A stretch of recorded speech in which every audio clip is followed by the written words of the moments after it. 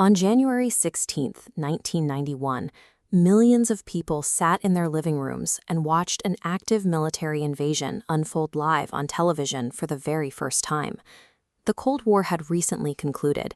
In this new world order, a massive U.S.-led coalition mobilized to respond to Iraq's invasion of Kuwait.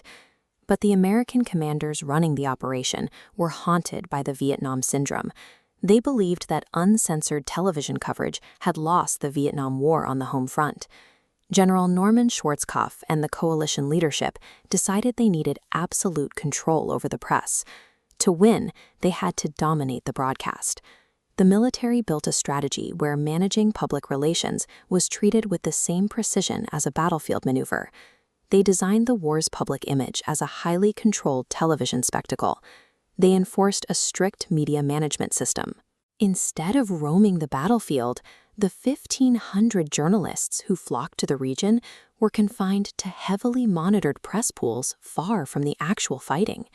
Confined to convention centers in Saudi Arabia, these reporters became hotel warriors. They had to rely entirely on official daily military briefings for their information and footage. The military fed them spectacular, carefully selected videotapes.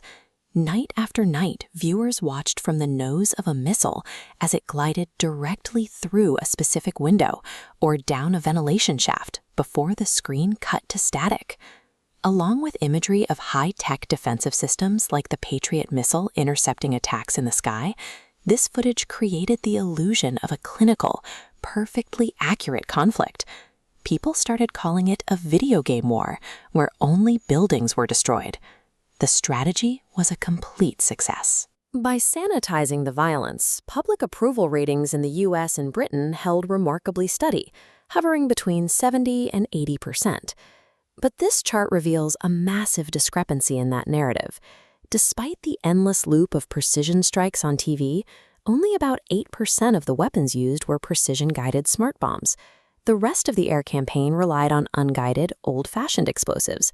While the cameras focused on targeted strikes in Baghdad, B-52 bombers were carpet bombing Iraqi troops entrenched in the southern desert.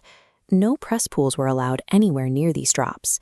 In those vast, unseen killing fields, the sheer volume of explosives killed an estimated 40,000 to 80,000 Iraqi soldiers.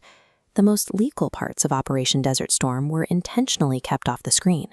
Media critics later called this stealth TV, a massive, brutal military operation hidden behind a handful of surgical strikes. The overwhelming enthusiasm for the war back home rested on a curated reality. The public was cheering for a bloodless operation that simply didn't exist. The PR shield finally cracked in February 1991. 2 laser-guided bombs struck the Al-Firdos bunker in Baghdad, killing roughly 400 sheltering civilians. Iraqi officials immediately lifted censorship rules and rushed journalists to the site. But Western broadcasters, fearing the charred bodies would offend viewers, ended up self-censoring the most graphic footage themselves. Shortly after, coalition ground forces pushed into Kuwait. The Iraqi army crumbled almost immediately and began a massive, chaotic retreat north. Coalition aircraft descended on the miles-long columns of retreating, vulnerable vehicles. They trapped the convoys and relentlessly bombed them, leaving behind a sprawling trail of charred wreckage that reporters named the Highway of Death.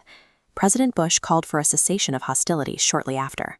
Politicians feared what would happen to public support if audiences saw a one-sided slaughter on their evening news, a phenomenon that became known as the CNN effect. Halting the war out of a fear of public reaction came with a significant consequence. It allowed the elite Republican Guard to escape, and Saddam Hussein survived in power for another decade. Still, the military proved their theory. They demonstrated that controlling the lens through which a war is viewed is as critical as the weapons deployed. The 1991 Gulf War successfully laid down the permanent modern template for information warfare and public perception management.